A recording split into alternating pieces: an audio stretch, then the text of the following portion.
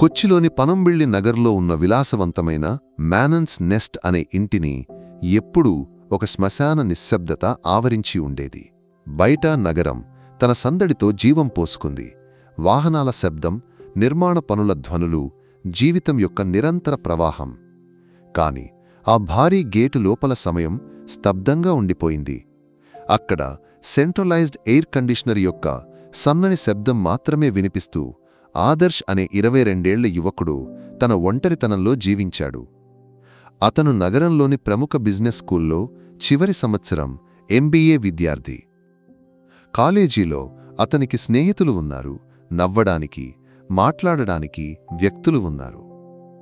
కాని ఆ స్నేహాలకు ఒక సరిహద్దు ఉండేది. ప్రతిరోజూ సాయంత్రం ఆ పెద్ద ఇంటికి తిరిగి వచ్చినప్పుడు శూన్యత యొక్క చల్లదనం అతన్ని మింగేసేది. అతని తల్లిముఖం అతని మనస్సులో ఒక మసక జ్ఞాపకంగా కూడా లేదు. ఆమె అతని చిన్నతనంలో విడిచిపెట్టి వెళ్ళిపోయింది. అతని తండ్రి గోపీనాథన్ మేనన్ కొచ్చిలో ప్రముఖ నిర్మాణ వ్యాపారి.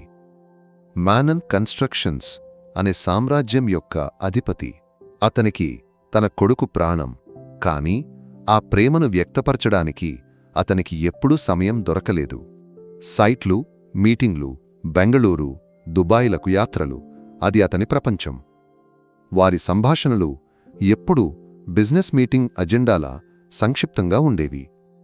ఆదర్శ్, నేను ముంబైకి వెళ్తున్నాను. కొత్త ప్రాజెక్ట్ విషయంలో తిరిగి రావడానికి 3 రోజులు పడుతుంది. సరే నాన్నా. అకౌంట్లో డబ్బు వేశాను. ఏదైనా అవసరమైతే కాల్ చెయ్యి. ఓకే నాన్నా. అంతే. తండ్రి స్వరంలోని శ్రద్ధ అతనికి తెలుసు. కాని ఒక స్పర్శ కోసం, నీ రోజు ఎలా ఉంది కొడుకు అనే ప్రశ్న కోసం అతని మనసు ఆరాటపడింది. అలాంటి సమయంలో గోపీనాథన్ మేనన్కు చిన్న ఆరోగ్య సమస్య వచ్చింది. అధిక రక్తపోటు, నిరంతర యాత్రలు అతన్ని అలసిపోయేలా చేశాయి. ఒక చిన్న శస్త్రచికిత్స తర్వాత డాక్టర్లు కఠినమైన విశ్రాంతిని సూచించారు.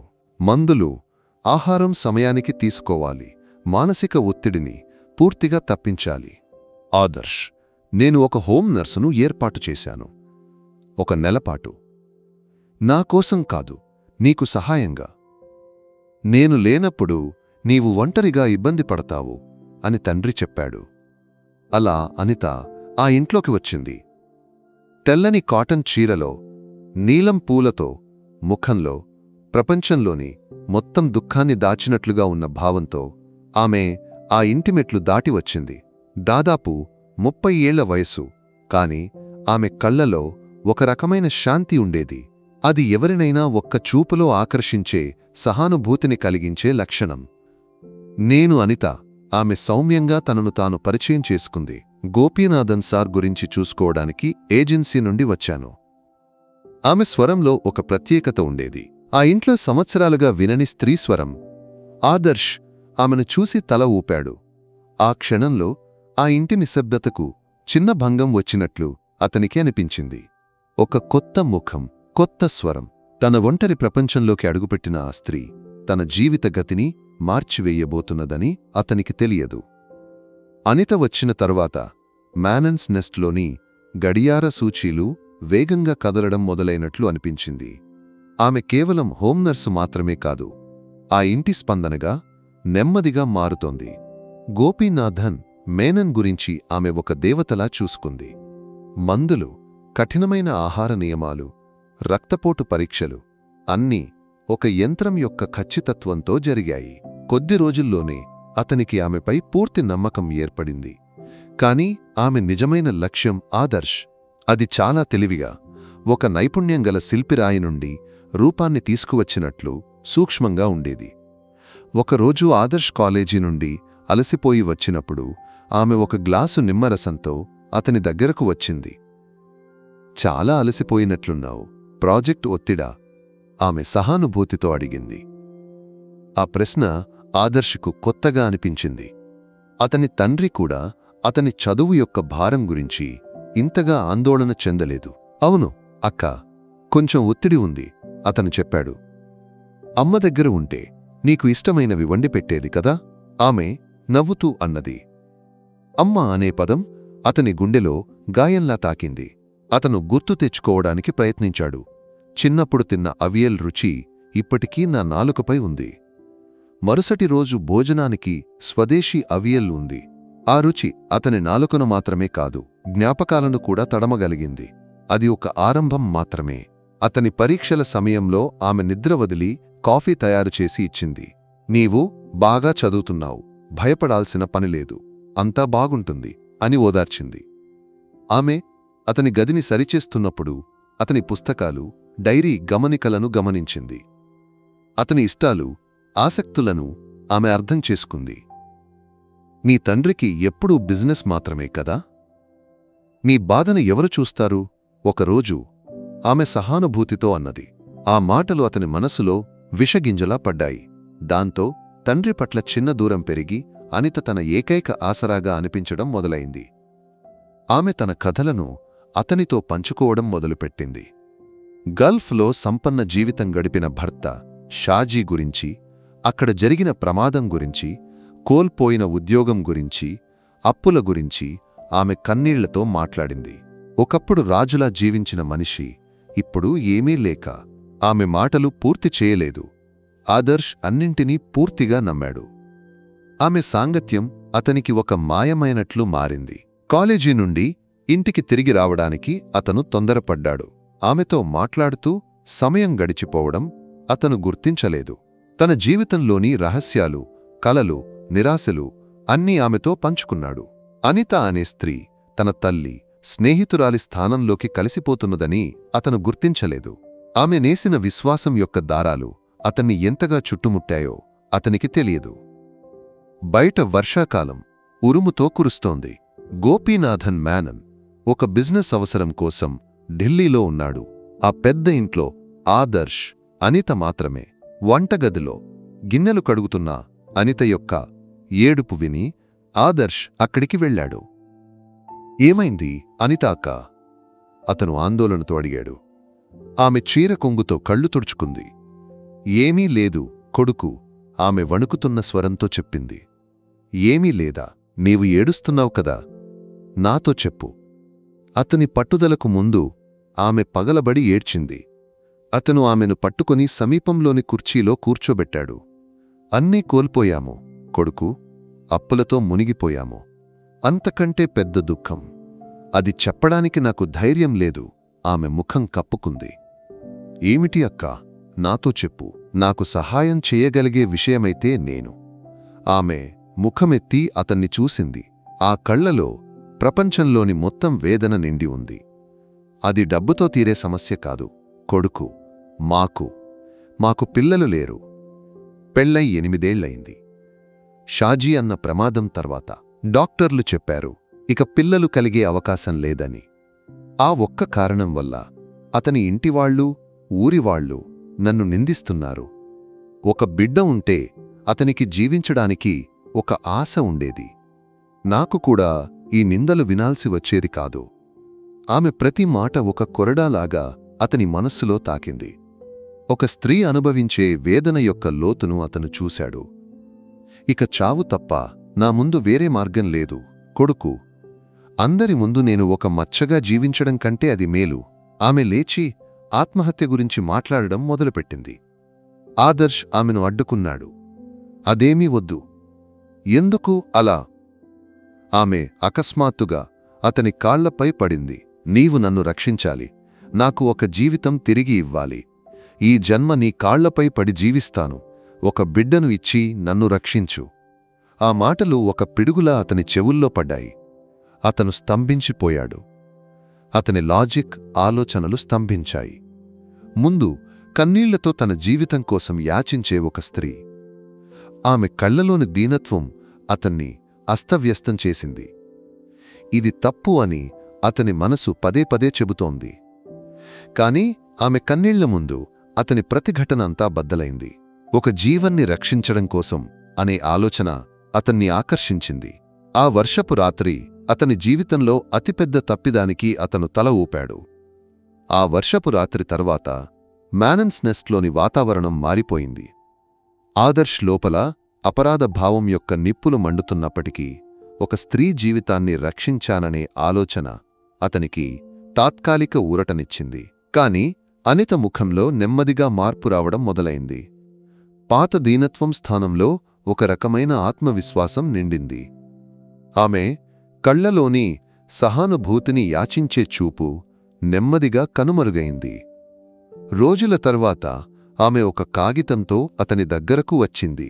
నేను గర్భవతిని, ఆమె డాక్టర్ రిపోర్ట్ చూపిస్తూ చెప్పింది. ఆదర్శకు ఒకేసారి సంతోషం, భయం కలిగాయి. మన వల్ల ఎలాంటి సమస్య రాకూడదు. నా భర్తకు సందేహం రాకుండా కొన్ని చర్యలు తీసుకోవాలి, కొంత డబ్బు కావాలి, ఆమె చెప్పింది. అది ఆరంభం.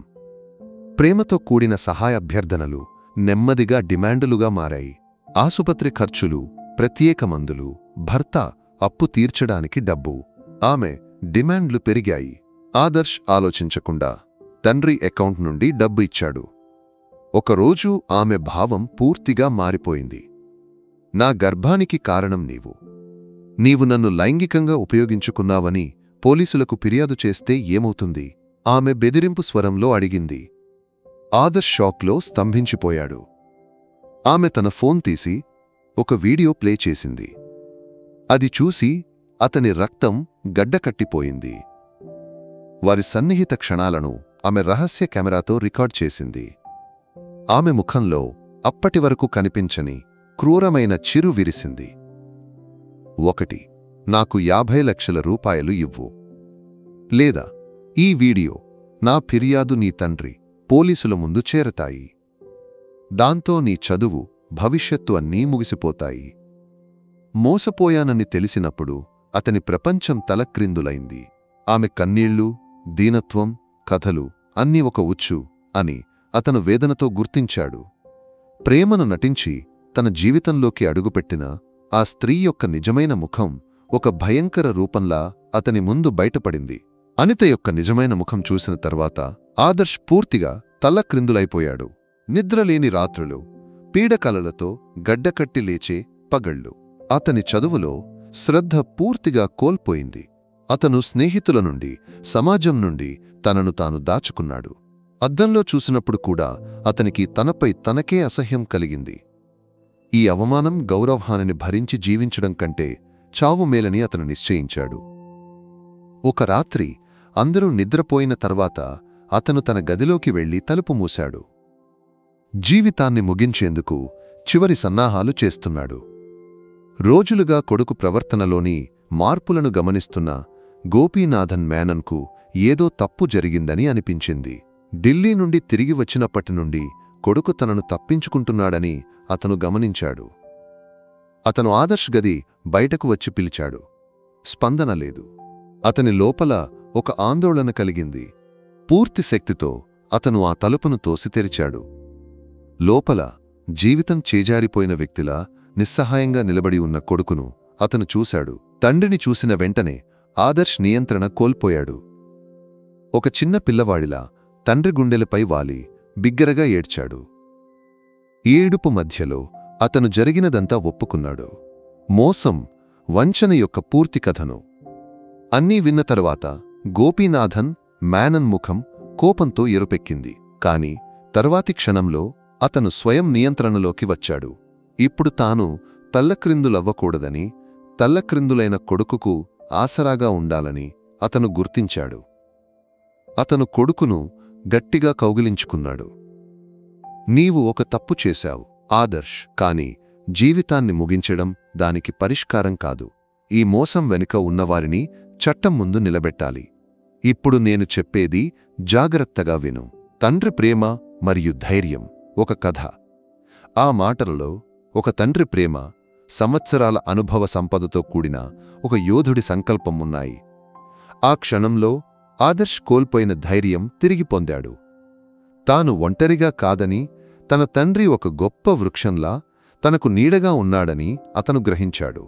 గోపీనాథన్ మీనన్ సమయాన్ని వృధా చేయలేదు. అతను తన ఉన్నత పోలీసు అధికారి స్నేహితుడు డివైఎస్పీ వర్గీస్ను నేరుగా కలిశాడు. కేసు యొక్క తీవ్రతను, తన కొడుకు భవిష్యత్తును వివరించాడు. వర్గీస్ సమర్థవంతమైన అధికారి. అతను ఒక ఉచ్చు ఏర్పాటు చేయాలని నిర్ణయించాడు.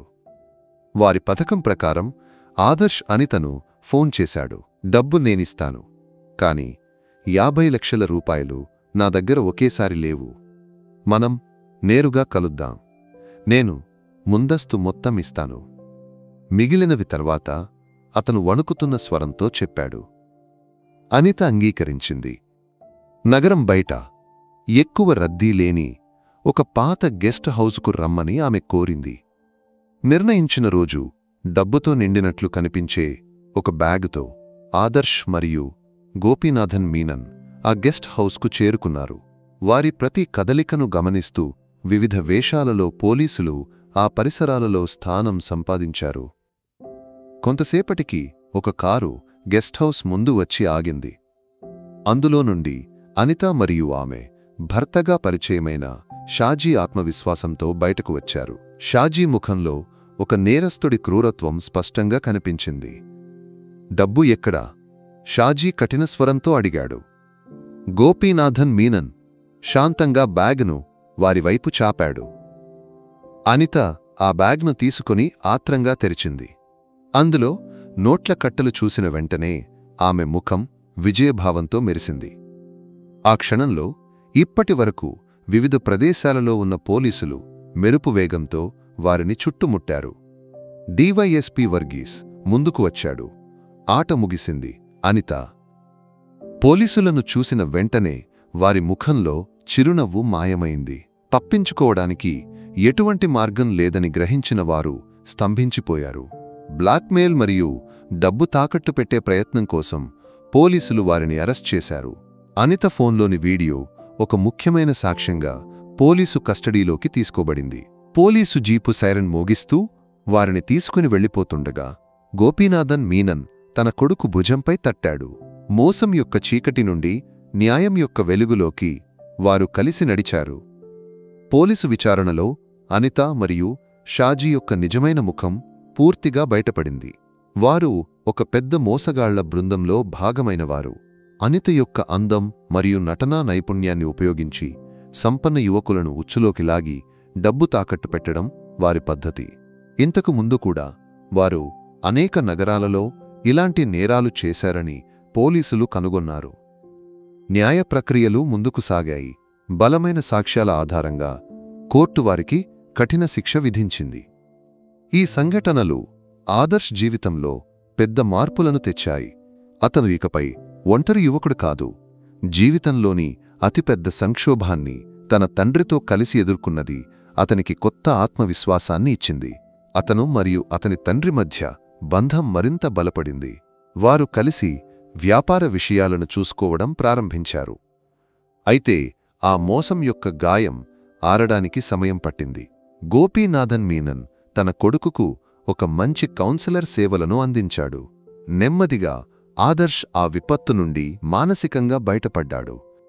మాసాల తర్వాత ఒకరోజు అతను తన తండ్రితో చెప్పాడు, నాన్నా, నేను జైలుకు వెళ్ళి అనితను ఒకసారి కలవాలనుకుంటున్నాను. తండ్రి అనుమతితో అతను జైలుకు చేరుకున్నాడు. సందర్శకుల గదిలోని ఇనుప గ్రిల్ల వెనుక నిలబడిన అనిత రూపం అతన్ని ఆశ్చర్యపరిచింది. ఆమె పాత అందం లేదా ఆకర్షణ లేవు. ఓడిపోయిన ఒక నేరస్థురాలి నిర్లిప్తత ఆమె ముఖంలో ఉంది. అతను శాంతంగా ఆమెతో అడిగాడు, ఇదంతా ఎందుకు? ఆమె అతన్ని భావరహితంగా చూసింది. ఎటువంటి సమాధానం చెప్పలేదు. ఆమె మౌనమే అతిపెద్ద జవాబు. అది అతనికి సరిపోయింది. తిరిగి నడుస్తున్నప్పుడు ఆదర్శ్ మనసులో ఎటువంటి భారం లేదు. మానవ సంబంధాలు మరియు విశ్వాసం గురించి ఒక పెద్ద పాఠం నేర్చుకున్న మరింత పరిపక్వత మరియు జాగ్రత్త కలిగిన కొత్త మనిషిగా అతను జీవితంలోకి తిరిగి నడిచాడు. ముందు అతన్ని కాచుకుని ఒక కొత్త భవిష్యత్తు ఉంది. విచారణ. ఎర్నాకులం క్రైమ్ బ్రాంచ్ కార్యాలయంలోని చల్లని విచారణ గదిలో డివైఎస్పీ వర్గీస్ ముందు అనిత మరియు షాజీ కూర్చున్నారు.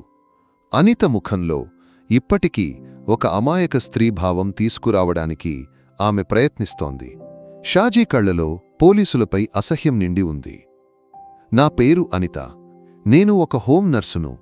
ఆ అబ్బాయి నన్ను మోసం చేశాడు సార్, ఆమె ఏడుస్తూ చెప్పడం ప్రారంభించింది.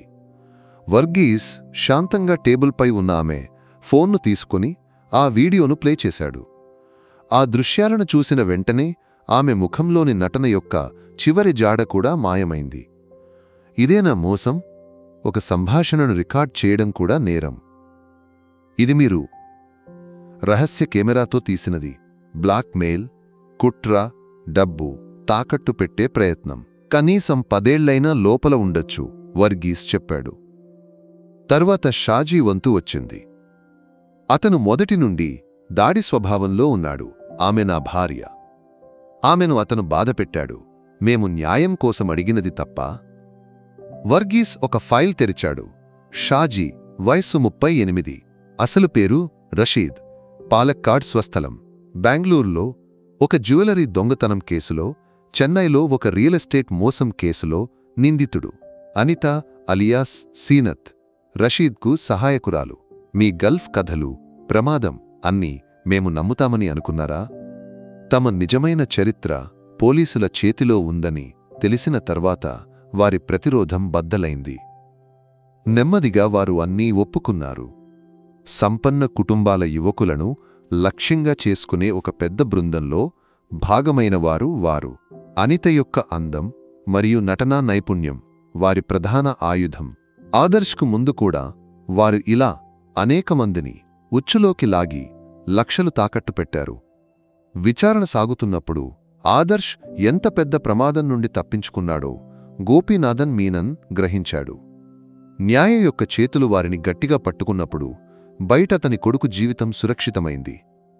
తీర్పు: అనిత మరియు షాజీ అరెస్ట్. కొచ్చిలోని వార్తాపత్రికలలో ఒక చిన్న వార్తగా వచ్చింది. బ్లాక్మెయిల్ మోసం బృందం పట్టుబడింది అనే శీర్షికకు అవతల గోపీనాథన్ మీనన్ తన ప్రభావాన్ని ఉపయోగించి ఆదర్శ్ పేరు ఎక్కడా రాకుండా జాగ్రత్త తీసుకున్నాడు. అయితే బయటి ప్రపంచానికి తెలియని గాయాలు ఆదర్శ్ లోపల లోతుగా ఉన్నాయి. అతను రాత్రులలో ఉలిక్కిపడి లేచేవాడు. ప్రజలను ఎదుర్కోవడానికి భయపడేవాడు. అతని మార్పును చూసిన గోపీనాథన్ మీనన్ నగరంలోని ప్రసిద్ధ సైకాలజిస్ట్ డాక్టర్ చెరియన్ను సంప్రదించాడు. మొదట్లో మాట్లాడడానికి సంకోచించిన డాక్టర్ యొక్క సౌమ్యమైన విధానం ముందు ఆదర్శ్ నెమ్మదిగా మనసు తెరిచాడు. తాను అనుభవించిన మోసం, విశ్వాస వంచన, అపరాధ భావం, భయం అన్నీ అతను పంచుకున్నాడు. ఆదర్శ్, మీరు ఒక బాధితుడు. మీ సానుభూతి మరియు ప్రేమను ఒక నేరస్థుడు దుర్వినియోగం చేశాడు. అందులో మీరు సిగ్గుపడాల్సిన అవసరం లేదు, డాక్టర్ చెప్పాడు. ఆ మాటలు అతనికి పెద్ద ఊరటనిచ్చాయి. కౌన్సిలింగ్ సెషన్లు అతని నెమ్మదిగా జీవితంలోకి తిరిగి తీసుకొచ్చాయి. అదే సమయంలో గోపీనాథన్ మీనన్ కూడా మారుతున్నాడు. అతను తన బిజీ షెడ్యూల్ను తగ్గించాడు. కొడుకుతో ఎక్కువ సమయం గడపడం ప్రారంభించాడు. వారు కలిసి ఉదయం భోజనం చేశారు, వ్యాపార విషయాలను చర్చించారు, రాత్రులలో పాత సినిమాలు చూశారు. ఒకరోజు రాత్రి బాల్కనీలో కూర్చుని గోపీనాథన్ మీనన్ చెప్పాడు, నా ఆరంభ రోజులలో నేను కూడా చాలా మోసపోయాను. వ్యాపారంలో నమ్మినవారే వెనుక నుండి దెబ్బతీశారు. కాని ప్రతి పతనం మనల్ని మరింత బలవంతులను చేస్తుంది. నీవు కూడా ఇప్పుడు మరింత బలవంతుడివి. తండ్రి మొదటిసారిగా తన జీవితంలోని వైఫల్యాల గురించి మాట్లాడడం విని ఆదర్శ్కు ఆశ్చర్యం కలిగింది. ఆ క్షణంలో వారి మధ్య ఉన్న అదృశ్య గోడ పూర్తిగా కూలిపోయింది. తండ్రి మరియు కొడుకు అనే స్థానం దాటి వారు మంచి స్నేహితులుగా మారారు.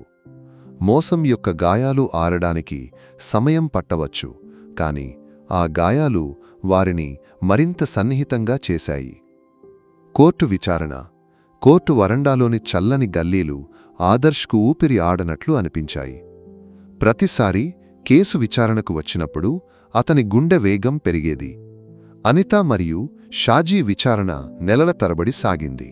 గోపీనాథన్ మీనన్ నగరంలోని ఉత్తమ క్రిమినల్ న్యాయవాది అడ్వకేట్ మాథ్యూ కురియన్ను కేసు అప్పగించాడు. ప్రతివాది న్యాయవాది అనితను ఒక అసహాయ బాధితురాలిగా చిత్రీకరించడానికి గట్టిగా ప్రయత్నించాడు. ఆదర్శ్ యొక్క సంపన్న నేపథ్యాన్ని ఉపయోగించి అతను ఆమెను ఆకర్షించి మోసం చేశాడని వారు వాదించారు. ప్రతి వాదం విన్నప్పుడు ఆదర్శ్ లోపల అవమానం యొక్క జ్వాలలు రగిలాయి. ప్రపంచం మొత్తం తనను నేరస్థుడిగా చూస్తుందేమోనని అతను భయపడ్డాడు. విచారణ కోసం ఒకసారి అతను కోర్టులోకి రావలసి వచ్చింది. ప్రతివాది న్యాయవాది యొక్క కుట్టినట్లు నొప్పించే ప్రశ్నల ముందు అతను కంగారు పడ్డాడు. మిస్టర్ ఆదర్శ్, మీ ఇంట్లో పనిచేసే ఒక పేద స్త్రీతో మీకు ఇంత సన్నిహితం ఎందుకు? ఆమెకు పిల్లలు లేనందుకు సానుభూతి నటించి ఆమెను దుర్వినియోగం చేయడానికి ప్రయత్నించలేదా? ప్రతి ప్రశ్న ఒక బాణంలా అతన్ని గాయపరిచింది. కాని అడ్వకేట్ మాథ్యూ కురియన్ జోక్యం అతనికి తోడైంది. మీ గౌరవం. ఇక్కడ బాధితుడు ఎవరనేది స్పష్టం చేసే సాక్ష్యాలు మా వద్ద ఉన్నాయి అని చెప్పి అతను ఆ రహస్య కెమెరా దృశ్యాలను కోర్టులో సమర్పించాడు. అంతేకాక అనిత మరియు షాజీ గతంలో చేసిన మోసాల వివరాలు, వారి అసలు పేర్లు మరియు పూర్వ చరిత్రతో కూడిన పోలీసు రిపోర్టు కూడా నిర్ణాయకమైంది. రోజుల తరబడి సాగిన విచారణ మరియు వాదప్రతివాదాల తర్వాత ఆ రోజు వచ్చింది. కోర్టు గది నిశ్శబ్దంగా ఉంది. జడ్జి తీర్పు ప్రకటించాడు. అందుబాటులో ఉన్న సాక్ష్యాల ఆధారంగా నిందితులైన సీనత్ అలియాస్ అనిత మరియు రషీద్ అలియాస్ షాజీ కుట్రా, బ్లాక్మెయిల్, మోసం అనే నేరాలు చేసినట్లు సందేహాతీతంగా నిరూపించబడింది. కోర్టు వారిని 7 సంవత్సరాల కఠిన కారాగార శిక్షకు శిక్షిస్తుంది. తీర్పు విని నిర్వికారంగా నిలబడిన అనిత మరియు షాజీని పోలీసులు తీసుకెళ్లినప్పుడు ఆదర్శ్ తన తండ్రి చేతిని గట్టిగా పట్టుకున్నాడు. న్యాయం యొక్క వెలుగు తన జీవితంలోకి తిరిగి వచ్చిన ఊరటలో అతని కళ్ళు నీటితో నిండాయి. కొత్త జీవితం. తీర్పు వచ్చి 1 సంవత్సరం గడిచింది. ఆ సంఘటన ఆదర్శ్ జీవితంలో ఒక గాయంగా మిగిలినప్పటికీ అది అతన్ని మరింత బలవంతుడిగా, పరిపక్వత కలిగినవాడిగా మార్చింది. అతను ఎంబీఏను అధిక మార్కులతో ఉత్తీర్ణుడై ఇప్పుడు మీనన్ కన్స్ట్రక్షన్స్లో తన తండ్రి కుడిభుజంగా పనిచేస్తున్నాడు. అతని జీవితం ఇప్పుడు ప్రాజెక్టులు, సైట్ సందర్శనలు, సమావేశాలతో నిండి ఉంది. పాత ఒంటరితనం యొక్క నీడలు పూర్తిగా మాయమయ్యాయి. తండ్రి మరియు కొడుకు అనే స్థానాన్ని దాటి వారు ఉత్తమ వ్యాపార భాగస్వాములుగా మారారు. ఒకరోజు సాయంత్రం కొచ్చిలోని ఒక కొత్త కాఫీ షాప్లో ఒక ప్రాజెక్టు ఆర్కిటెక్ట్ అయిన మాయ కోసం ఆదర్శ్ వేచి ఉన్నాడు. మాయ చురుకైన, సంభాషణ ప్రియమైన అమ్మాయి. వారి సంభాషణ తరచూ ప్రాజెక్టు సరిహద్దులను దాటి యాత్రలు, పుస్తకాల గురించి సాగేది. ఆదర్శ్, నీవు ఎప్పుడూ ఇంత సీరియస్గా ఎందుకుంటావు? ఆమె నవ్వుతూ అడిగింది. అతను చిన్నగా నవ్వాడు.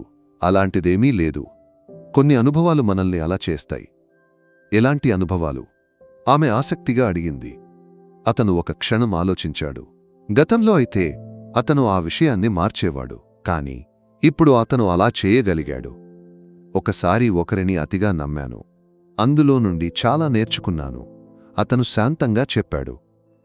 అతని స్వరంలోని పరిపక్వత మరియు నిజాయితీ మాయను ఆకర్షించాయి. వారి స్నేహం నెమ్మదిగా పెరిగింది. అది ఒక కొత్త ప్రారంభమని ఆదర్శ్ గ్రహించాడు. భయం లేదా సందేహం లేని, నిజాయితీపై నిర్మితమైన ఒక సంబంధం యొక్క ప్రారంభం. బయట కొచ్చి నగరం తన హడావిడిలో మునిగిపోతుండగా ఆదర్శ్ మాయతో మాట్లాడుతూ ఉన్నాడు. అతని మనసులో ఎటువంటి భారం లేదు. మోసం యొక్క బాటలను దాటి అతను చేరినది ఒక కొత్త ప్రపంచంలో. కొత్త ఆకాశం, కొత్త భూమి.